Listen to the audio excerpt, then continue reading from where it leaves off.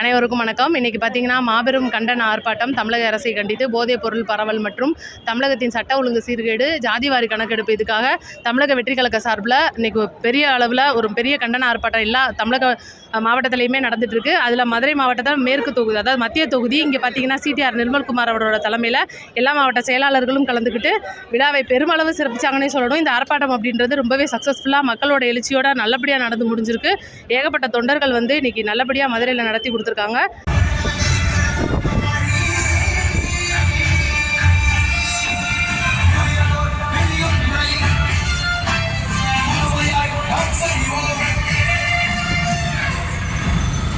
மக்களுக்கான சேவை உறுதியையும் வலியுறுத்தும் உறுதிமொழியை மாவட்ட நிர்வாகிகள் தொடங்கிறார்கள்.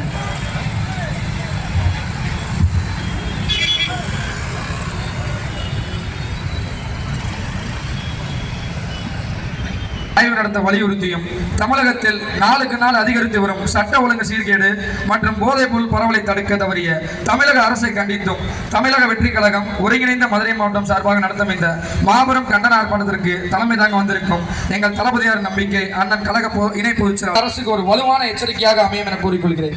இப்போது இந்த மாபெரும் கண்டன ஆர்ப்பாட்டத்தில் கண்டன உரையாற்றுவார் நமது மாவட்ட கழக செயலாளர் அண்ணன் திரு எஸ்.எஃப். தங்கப்பாண்டி அவர்கள்.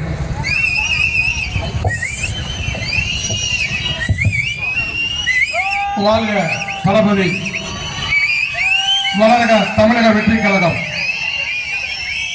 ஜாதிவாரி கணக்கெடுப்பு நடத்த மற்றும் தமிழகத்தில் சட்ட ஒழுங்கு SOP திரும்ப பெற வேண்டும், சட்ட ஒழுங்கு சீர்கேடை கண்டித்து இங்கு மாபெரும் கண்டன ஆர்ப்பாட்டத்தை இங்கு தமிழக வெற்றி கழகத்தின் சார்பாக நடத்தி கொண்டிருக்கின்றோம். இந்த மாபெரும் கண்டன ஆர்ப்பாட்டத்திற்கு தலைமை பொறுப்பை ஏற்க வந்திருக்கின்ற அருமை அண்ணன் கழக தோழர்களே, தோழிகளே, வார்டு நிர்வாகிகளே, அனைத்து மாவட்டம் ஒருங்கிணைந்த மதுரை மாவட்ட கழக தோழர்களே அனைவருக்கும் வருக வருகின்ற என்பதை வருக என்று தெரிவித்துக் கொள்கிறேன். இன்று இங்க நம்ம கூடியிருக்கோம்னா எதுக்காக தெரிஞ்சுக்கிறோம். தமிழ்நாட்டில் நடக்கிற ஒவ்வொரு அநியாயங்களை தட்டி கேட்கின்ற ஒரு கட்சி தான் தமிழக வெற்றி கழகம். இந்த ஜாதிவாரி கணக்கெடுப்பு எதுக்கு எடுக்க சொல்றோம்னு சொன்னா, இந்த ஜாதிவாரி கணக்கெடுப்பு 90 ஆண்டுகளுக்கு முன்னாடி எடுக்கப்பட்ட கணக்கெடுப்பா. அதன் அடிப்படையில் இன்று வரை தமிழகத்தில் உள்ள நிறுவனங்கள் அதை சார்ந்த மக்களுக்கு உதவிகள் செஞ்சுட்டு வராங்க. அதுக்கப்புறம் பாத்தீங்கன்னாக்கா பல்வேறு மக்கள் கணக்கெடுப்பு தான் பண்றாங்க, ஜாதி வாரியா கணக்கெடுக்க மாட்டேன்றாங்க. ஜாதி வாரியா கணக்கெடுத்தா தானே எந்த சமூகத்தினர் பின்தங்கி உள்ளனர், எந்த சமூகத்தினருடைய பாதிக்கப்பட்டிருக்காங்க அப்படின்ற விவரம் தெரிஞ்சு அவங்களுக்கு கல்வியோ வேலை வாய்ப்பு மற்ற உதவிகள் செய்ய முடியும். ஏன் தமிழக அரசு இதை கண்டுக்கிற மாட்டேங்குது?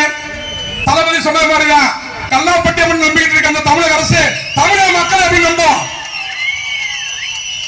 தளபதி சூப்பரா சொல்லிருக்காங்க, கூட்டணி அமைக்கிறதே கல்லாப்பட்டிக்காக தான், நல்ல பேர் தான். TSK திமுகவுக்கு கல்லாப்பட்டி அரசுன்னு சொல்லிக்கலாம். மக்களை சிந்திக்கின்ற எண்ணம் அவங்களுக்கு இல்ல. அவர் ஒருவர் மட்டும்தான். நீங்க காசு நம்பிட்டு இருக்கீங்க, ஆனா தளபதி மட்டும் மக்களை நம்புறாரு, மக்களே நம் தளபதி நம்புறாங்க.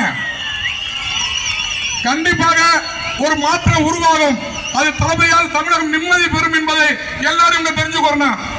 அதுபோல் SOP அந்த சட்டத்தை என்ன பண்ணிருக்காங்கன்னா ஒன்று உருவாக்கி நம்ம கூட்டம் போட்டா மட்டும்தான் 41 கண்டிஷனு 4900 பேர் வரக்கூடாது. ஆனா அது இன்னும் சந்தோஷமான விஷயம் என்னன்னா, இதுவரைக்கும் எந்த தலைவனும் கிடைக்காது, நம்ம அண்ணன் தளபதி கிடைச்சிருக்கு. தேர்தல் வந்து கொண்டே இருக்கிறது, மக்கள் விழித்துக் கொண்டிருக்கிறார்கள். வருங்கால தமிழகம் தளபதி கையில் இருக்கும் என்று கூறிக்கொண்டு இங்கே வருகின்ற அத்தனை கலா நண்பர்களுக்கும் நன்றி கூறி விடைபெறுகிறேன். நன்றி.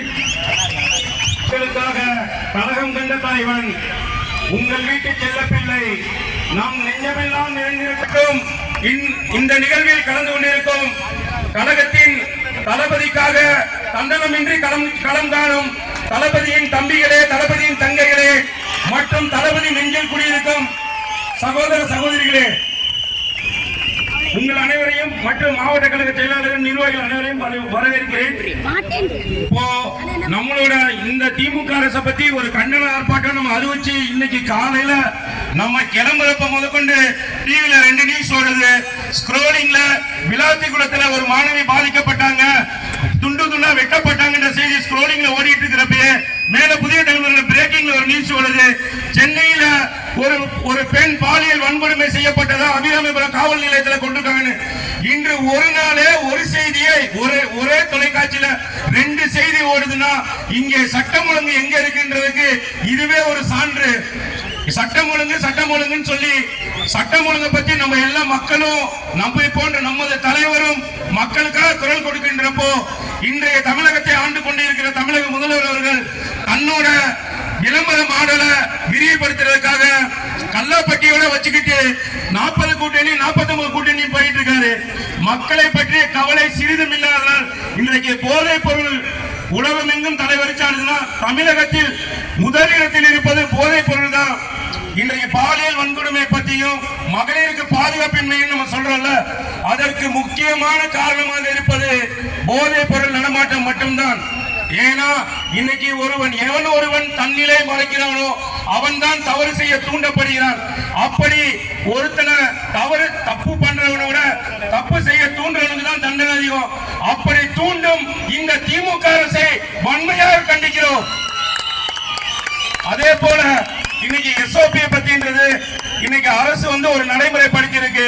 எல்லா கட்சிக்கும் ஒண்ணு, ஆனா நம்ம தமிழக வெற்றி கழகத்துக்கு ஒண்ணு. அதாவது இந்திய தேர்தல் ஆணையத்தால் அங்கீகரிக்கப்பட்ட கட்சிகள் நேற்று ஒரு வாரத்துக்கு முன்னாடி கூட பார்த்திருப்பீங்க. 10 லட்சம் பேருக்கு மாநாடுன்னு சொல்லிட்டு 10% கூட நிரம்பாத ஒரு கூட்டத்தை வச்சு மாநாடு போட்டதை திருச்சியில பார்த்திருப்பீங்க. ஆனால் தலைவன் தளபதிக்கு 4990 பேர் தான் வரணும்னா 4 லட்சத்துக்கும் மேற்பட்ட மக்கள் வழியெங்கும் வருகிறாங்க. நீங்க சொல்ல வேண்டிய ரோட் ஷோவை அனுமதி இல்லாம அனுமதியை பெறாம மக்கள் தன்னெழுச்சியா நடத்துறாங்க. அதுதான் தலைவன்.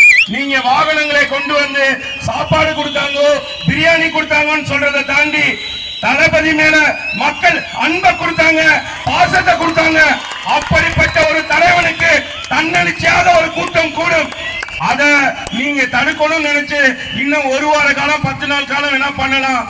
தேர்தல் நடைமுறை வந்ததுக்கு அப்புறம் தமிழகத்தில் ஆண்ட கட்சி ஆளும் கட்சின்ற சட்டம் எல்லாம் இல்ல, அனைத்து கட்சியுமே ஒன்றுதான். அதில் தமிழகத்தின் கட்சியாக மக்களின் கட்சியாக முதன்மை சக்தியாக தமிழக வெற்றி கழகம் லட்சக்கணக்கான தொண்டர்களோட களத்தில் இருக்கும். அந்த காட்சியை தன்னெழுச்சியா பார்க்க தான் போறீங்க. இன்னைக்கு இந்த போதைப் பொருளை தடுக்க வேண்டும் என்பது எங்களது கோரிக்கை. ஆனால் அந்த கோரிக்கை உங்களுக்கு கிடையாது. நாளைய முதல்வரா, மக்கள் விரும்பும் முதல்வரா, நாளைய தமிழகத்தை ஆளப்போற முதல்வரா அண்ணன் தளபதிக்கு தான் இந்த கோரிக்கை வைப்போம். ஏன்னா மக்களை பற்றி கவலைப்படும் தலைவன், மக்களுக்காக இருக்கிற தலைவன் தளபதி. அந்த தலைவன் தலைமையில நாளைக்கு அமைய போற அந்த மக்களாட்சியில நிச்சயமாக போதைப் பொருட்கள் தடுக்கப்படும், மக்களின் வாழ்வு பாதுகாக்கப்படும்.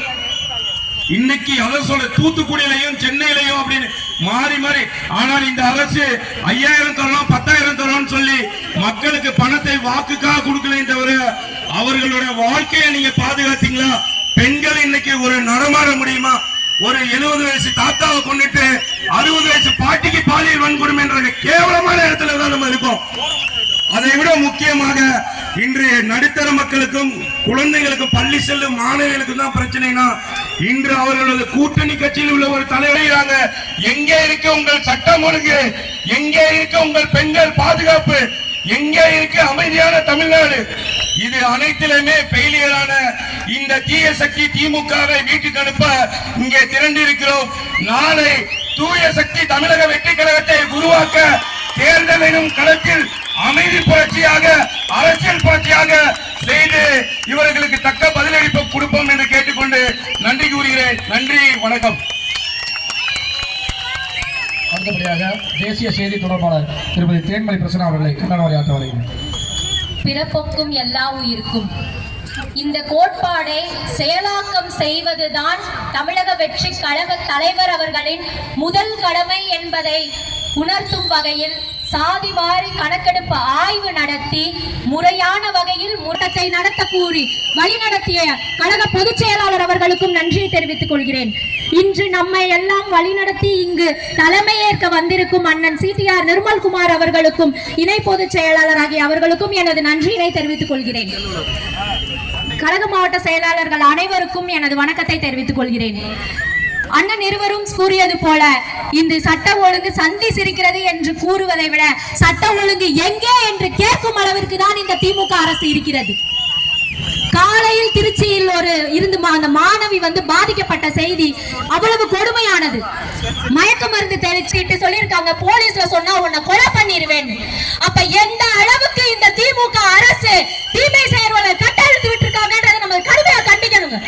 பெண்களுக்கு 5000 ரூபாய் கொடுத்தா ஓட்டு போட்டுருவாங்கன்னு நினைக்கிறீங்களே, அந்த 5000 ரூபாய் வாங்கிட்டு நாங்க பாதுகாப்பு இல்லாம இருக்கமே, இதெல்லாம் கேட்டு உங்களுக்கு மனசு கொதிக்கலையா முதல்வர் அவர்களே? மேடைக்கு மேல சமூக நீதி, இதுல அமைச்சர்கள் 0% கஞ்சா கல்டிவேஷன்றாங்க. 2 நாளைக்கு முன்னாடி இதே நம்ம பக்கத்துல இருக்க ராமநாதபுரத்துல 120 கிலோ போதைப் பொருளை பிடிச்சிருக்காங்க. இப்படி பெண்களோட கண்ணீர்ன்ற கடல்ல தான் இந்த திமுக ஆட்சி கப்பல் மிதக்குது. இன்னைக்கு ஒவ்வொரு வீட்டிலையும் போதையால பிரச்சனை, இந்த நாட்டிலையும் போதையால பிரச்சனை. இங்க ஒவ்வொரு சமூக நீதி பிரச்சனைகளையும் நாங்குநேரியில இருந்து மானாமதுரை வரைக்கும் எல்லா இடத்துலயும் சமூக நீதி பிரச்சனை நடக்குதுன்னா அதற்கு காரணம் வாயால வடசுடும் இந்த திமுக அரசு தான். எல்லா இடத்துலயும் எல்லா மக்களுக்கும் பாதுகாப்பு இல்ல. SOP எடுத்துக்கிட்டாலும் 5000 பேர் வரைக்கும் இருக்க கூட்டத்திற்கு அவங்க பாதுகாப்பு தருவாங்களா? அப்ப 5001வது வர ஆளு உங்களுக்கு வரி கட்டளையா? அந்த மக்களுக்கு பாதுகாப்பு கொடுக்க வேண்டியது உங்க கடமை இல்லையா முதல்வர் அவர்களே? இதுலயும் இன்னொரு மிகப்பெரியது என்னன்னா, தன்னார்வலர்கள் எத்தனை பேர் வரணும்ன்றத அரசு நிர்ணயிக்குமா?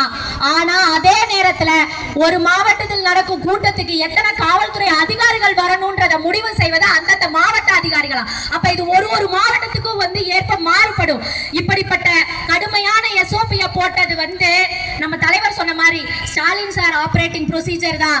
இது தமிழக வெற்றி கழக காசு கொடுத்து கூட்ட முடியாத கூட்டத்தை மக்கள் அன்பால நம்ம கூட்டிக்கிட்டு இருக்கோம். இன்னைக்கு இந்த வெயில இத்தனை மக்கள் நிக்கிறோம்னா அது தலைவர் மேல வச்சிருக்க மாபெரும் அன்பு. அந்த தலைவரை அருணையில ஏத்துறதுக்காக இன்னும் எத்தனை துயரங்களையும் நாங்க மக்கள் சந்திக்க தயாரா இருக்கிறோம்.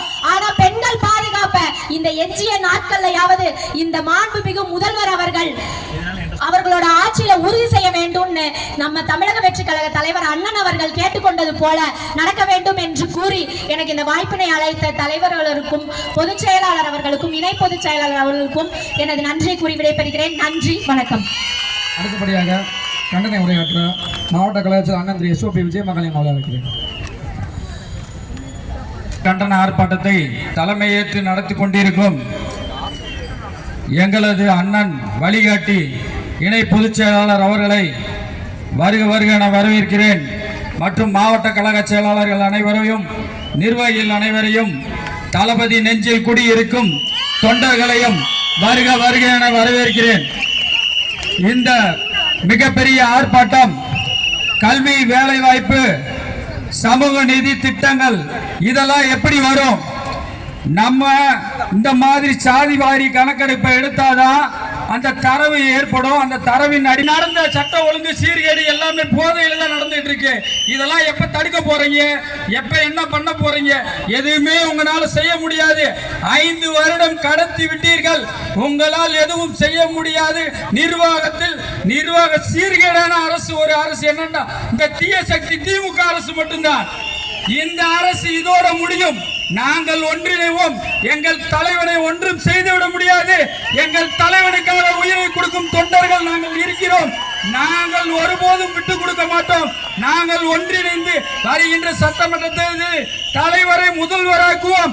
இந்த மக்களுக்கான பாதுகாப்பை நாங்களே வழங்குவோம். தமிழக வெற்றி கழகம் வழங்கும் என்றும் மக்களுக்கு நீங்க பாதுகாப்பை வழங்கல, பெண்களுக்கு பாதுகாப்பை வழங்கல. எல்லாமே செய்யறோம். நாங்க தான் மக்களோட மக்களா இருக்கோம், மக்களோட மக்களாவே வாழ்ந்துட்டு இருக்கோம் சொல்லி உங்க குடும்ப ஆட்சியும் உங்க குடும்பம் மட்டும் நல்லதான். அதிக வளர்ச்சி, கட்டிட வளர்ச்சி, அது நீங்க எல்லா வளர்ச்சியும் சொல்லலாம். ஆனா முறையான வளர்ச்சி என்னன்னா மக்களின் பாதுகாப்பு மட்டும்தான். மக்களின் பாதுகாப்பை கொடுக்கக்கூடிய அரசு தேவையில்லாத அரசு. வருகின்ற சட்டமன்றத்தில் உங்களை தூக்கி எறிவோம். தமிழக வெற்றி கழகம் தலை நிமிர்ந்து நிற்கும்.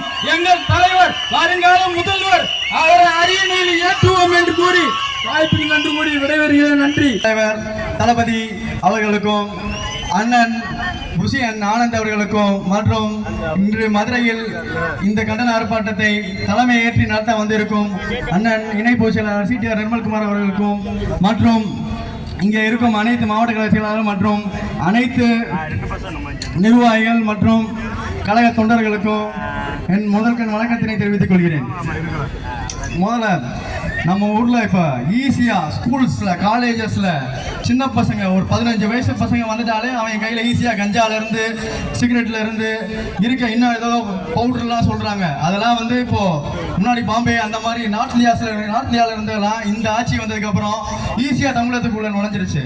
இந்த மாதிரி தமிழகத்துக்குள்ள நுழைஞ்சதுக்கு அப்புறம் நம்ம நியூஸ் சேனல் எடுத்து போட்டு பார்த்தா டெய்லி ஒரு நியூஸ், ஒரு பொண்ணை ரேப் பண்ணிட்டாங்க, பாலியல் வன்கொடுமை பண்ணிட்டாங்க அப்படின்னு டெய்லி ஒரு நியூஸ்.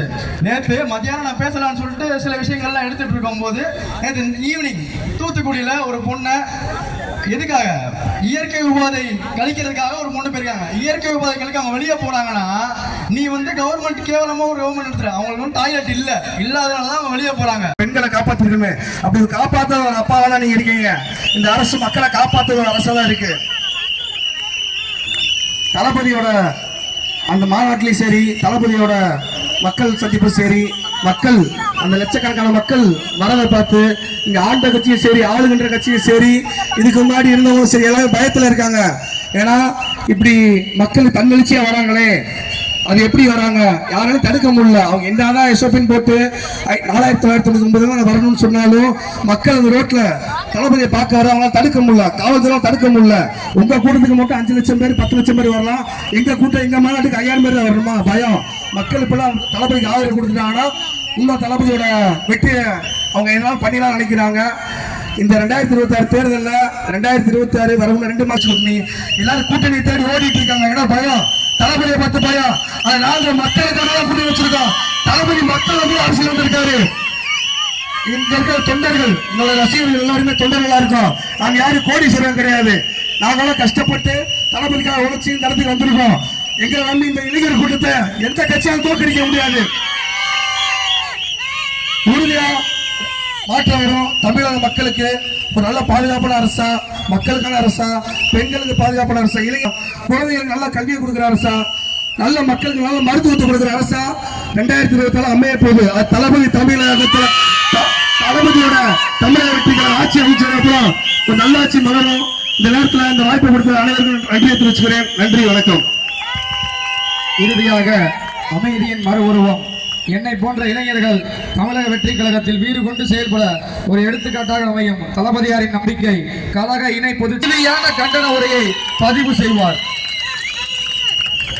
இந்த மாபெரும் கண்டன ஆர்ப்பாட்டத்திற்கு வருகை புரிந்து இங்கே காலையிலிருந்து தளபதியின் ஒரே கட்டளைக்காக இங்க தமிழகம் முழுவதும் இந்த கண்டனம், தமிழக வெற்றி கழகத்தை ஒடுக்க நினைக்கும் திமுகவை எதிர்த்து கண்டனம்.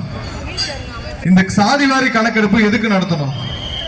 நிறைய பேர் தெரிஞ்சுக்க வேண்டிய விஷயம். அது தமிழக வெற்றி கழகம் மட்டும்தான் இதை உறுதியாக, நம்மளுடைய தலைவர் மட்டும்தான் உறுதியாக இந்த சாதிவாரி கணக்கெடுப்பு நடத்தணும்னு சொல்லி கோரிக்கை விடுத்து இதுக்கான கண்டன ஆர்ப்பாட்டம் நடத்திய ஒரே கோடி. அப்ப நீங்க மீதி இருக்கிற 21 கலெக்ஷன் பாயிண்டையும் பிடிச்சீங்கன்னா நமக்கு இப்ப 1000 ரூபாய் கொடுக்குறாங்க மகளிருக்கு. அதோடைய மாச பட்ஜெட்டே 3000 கோடி தான். இப்ப ஒரு கலெக்ஷன் பாயிண்டே 3000 கோடி பிடிச்சிருக்குன்னா அண்ணன் நேரு ஒருத்தரே போதும் இந்த மகளிருக்கான உரிமை தொகை மொத்தத்தையும் கொடுக்குற அளவுக்கு அவரோட மொத்த பட்ஜெட் இருக்குன்னு. அவர் ஒருத்தரே போதும். அப்ப மீதி இருக்கிற 32 33 அமைச்சர்கள் எடுத்துக்கங்க, எத்தனை 1000 கோடி இங்க இருந்து கொள்ளையடிச்சிருக்காங்க. போனது வாரம் நம்மளுடைய தளபதி அவர்களால் 11 அறிவிப்புகள் வெளியிடப்பட்டுச்சு. மகளிர் உரிமை தொகை 2500 ரூபாய், ஒவ்வொன்றும் இலவச பேருந்து, அதாவது பேருந்து பயணம், விலையில்லா பேருந்து கட்டணம், தமிழகம் முழுவதும் பெண்கள் எங்க ஏறினாலும் எந்த இடத்தில் போனாலும் அங்க பெண்களுக்கு பேருந்து கட்டணம் கிடையாது. இது 6 சிலிண்டர், வருஷத்துக்கு 6 சிலிண்டர் மகளிருக்காக கொடுக்கப்படும். இதெல்லாம் எங்க இல்ல, இதெல்லாம் உங்க பணம் தான். ஏன்னா 21 கலெக்ஷன் பாயிண்ட் வச்சு அண்ணன் நேரு அவர்களே பல 1000 கோடி எடுக்கிறப்ப அதெல்லாம் நிப்பாட்டினாலே உங்களுக்கு கொடுத்துடலாம்ல. நீங்க எல்லாம் கஷ்டப்பட்டு 5 ரூபா 10 ரூபான்னு வாங்குற வரி பணத்துல யாரோ ஒரு அமைச்சரும் அங்க ஒரு அமைச்சரும் இருக்கிற 32 அமைச்சரும் கொள்ளையடிச்சிட்டு போறத நிப்பாட்டினாலே நீங்க தமிழகம் முழுவதும் உங்களுக்கு பேருந்து மட்டுமல்ல அனைத்தையும் உங்களுடைய வரி பணத்தில் உங்களுக்கு நியாயமாக கிடைக்கப்பட செய்ய முடியும். அதனாலதான் தளபதி அவர் பேசுறப்பே சொல்லிட்டாரு, இதெல்லாம் எப்படி கொடுப்பீங்கன்னு கேட்பீங்க. எனக்கு தெரியும் 30% நீங்க வாங்குறீங்கல்ல, மக்களுக்கு தெரியாம ஒரு கட்டிங் வாங்குறீங்களே கமிஷன், அந்த கமிஷனை நிப்பாட்டினாலே போதும் மக்களுக்கு தேவையானவற்றை மக்களுக்கு கொடுக்க முடியும். இதெல்லாம் உங்க இது. நீங்க கட்டின அட்மினிஸ்ட்ரேஷனை ஒரு ஆபீஸை மேனேஜ் பண்றதுக்கு ஒரு மேனேஜர் மாதிரி முதல்ல உட்கார வச்சா, நீ உட்காந்து ஏதோ குறுநில மன்னர், உனக்கு கீழே இருக்க ஒவ்வொருத்தரும் ஒவ்வொரு குறுநில மன்னர், நீங்க எல்லாம் உட்காந்து ஊரை கொள்ளையடிச்சிட்டு இருப்பீங்க. எத்தனை வருஷம் இந்த மக்கள் பார்த்துட்டு இருப்பாங்க? இதுவரை சரியான தலைவர், ஒரு நம்பிக்கையான தலைவர் அமையவில்லை. தளபதி என்று வந்திருக்கிறார். ஒட்டு மொத்த தமிழகம் பின்னாடி நிற்குது. ஆமா, இவங்களை மாத்தி அவங்கள போட்டா என்ன ஆகும்? நீங்க ஆவெல்லாம் எதிர்பார்க்க மதுரைக்கு வர்றோம் பொறுமையா. இவங்களை மாத்தி அவங்களுக்கு ஓட்டு போட்டா அவங்களும் கொள்ளையடிக்கிறாங்க, அவங்கள மாத்தி இவங்களுக்கு போட்டா இவங்களும் கொள்ளையடிக்கிறாங்க. என்ன செய்யறதுன்னு பேசாம பொறுத்துட்டு இருந்த மக்கள் 60 ஆண்டுகளுக்கு அப்புறம் ஒரு நம்பிக்கை கொடுக்கும் ஒரு தலைவர் வந்திருக்கிறார். மாற்றம் கண்டிப்பாக நம்ம சொல்றாங்க சரன்னு வண்டி போகுது, இந்த வண்டி இந்த கனிம வளங்களை ஏத்திட்டு போற வண்டினால தான் அவ்வளவு ஆக்சிடென்ட். அவ்வளவு கேரளாவுக்கு போற வண்டிகள் அவ்வளவு ஒரு நாளைக்கு ஆயிரக்கணக்கான வண்டிகள் போகுது. கவலையே பட வேண்டாம். இன்னும் 2 மாசம் தான். மே மாசம் முதல் வாரம் தளபதி அவர்கள் முதல்வராக பதவியேற்றவுடன் அனைத்து இல்லீகல் குவாரி, அனைத்து மணல் குவாரி, இல்லீகல் மணல் குவாரி அனைத்தும் மூடப்படும். 2 மாதங்கள் பொறுத்துக் கொள்ளுங்கள். இன்னும் 2 மாதம் தான். தமிழகம் முழுவதும் இந்த கண்டன ஆர்ப்பாட்டம் இது எல்லாம் மக்களுக்கு உணர்த்தும்படியாகத்தான் தளபதி என்று அறிவித்தார். அனைத்தும் மக்களுக்கு கண்டிப்பாக போய் சேர்ந்திருக்கும். இன்னும் 2 மாசம் பல கஷ்டங்களை தாண்டி, பல தடைகளை தாண்டி, பல நெருக்கடிகளை தாண்டி இன்னும் 2 மாச பயணத்திற்கு தயாராகி கொண்டிருக்கிறோம் தமிழக வெற்றிக்கழக நண்பர்களே. ஒன்னில்ல, மக்கள் 80% தயாராக இருக்கிறார்கள் மாற்றத்தை விரும்பி. கண்டிப்பா மாற்றம் வரும். யாரும் ஒண்ணும் செய்ய முடியாது. நம்ம தான், தளபதி தான். தளபதிக்கான ஆட்சி வந்தவுடன் சொல்லும் அனைத்து வாக்குறுதிகளும் நிறைவேற்றப்படும். 2 மாசத்துல இப்ப இருக்கிற சூழ்நிலை அப்படியே மாறும். இன்னைக்கு இருக்கிற எந்த திமுகவினரும் தப்பு செய்து தப்பிக்க முடியாது. அனைவருக்கும் அந்த தண்டனைகள் கண்டிப்பாக கிடைக்கும்.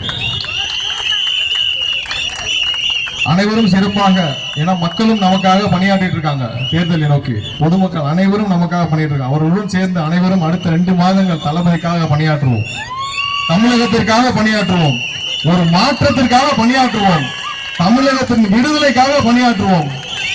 கண்டிப்பாக 2026 ஒரு அனைவருக்கும் ஒரு வரலாற்று ஒரு ஆண்டாக இருக்கும். அதில் எந்த மாற்றமும் இல்லை.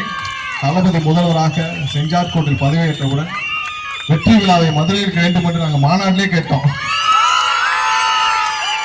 மாநாட்டிலே கேட்டாச்சு.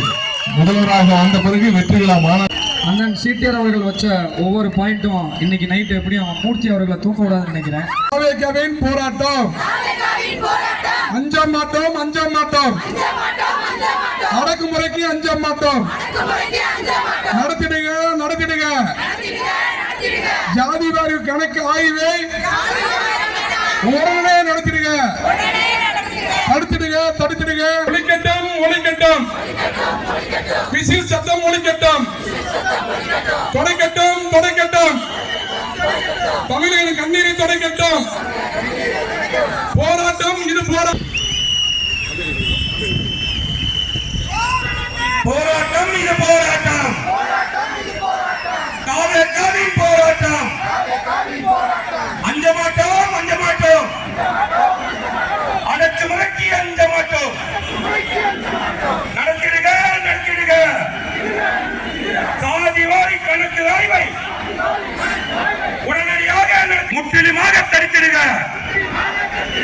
காணவில்லை, காணவில்லை. சட்டம் ஒழுங்கை காணவில்லை. சீர்படுத்து, சீர்படுத்து. சட்டம் ஒழுங்கை சீர்படுத்து. ஜனநாயக விரோத எஸ்ஓபியை உடனடியாக வாபஸ் பெறு. முடக்காதே, முடக்காதே. மக்கள் சந்திப்பை முடக்காதே. வெள்ளத்தில் சட்டம் ஒழிக்கட்டும், துடைக்கட்டும், துடைக்கட்டும். கண்ணீரை துடைக்கட்டும். போராட்டம், இது போராட்டம். காவின் போராட்டம். அஞ்சமா நன்றி. பழங்காட்டம் பகுதி கழக செயலாளர் திரு வி.எஸ். கிருஷ்ணன் அவர்கள்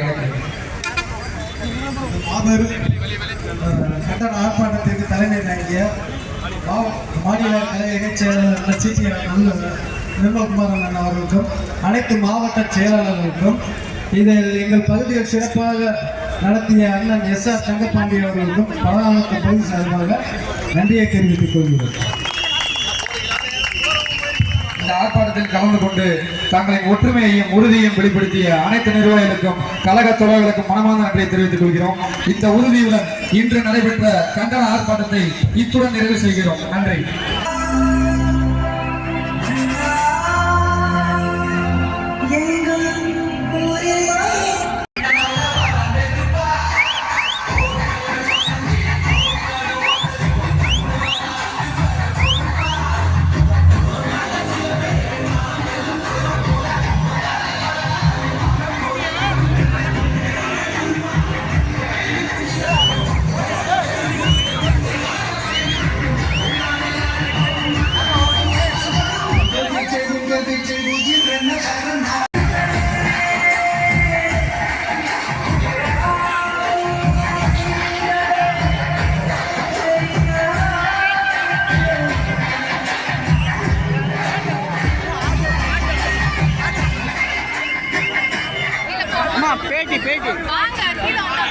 எப்படி அதுக்குள்ள வருவேன்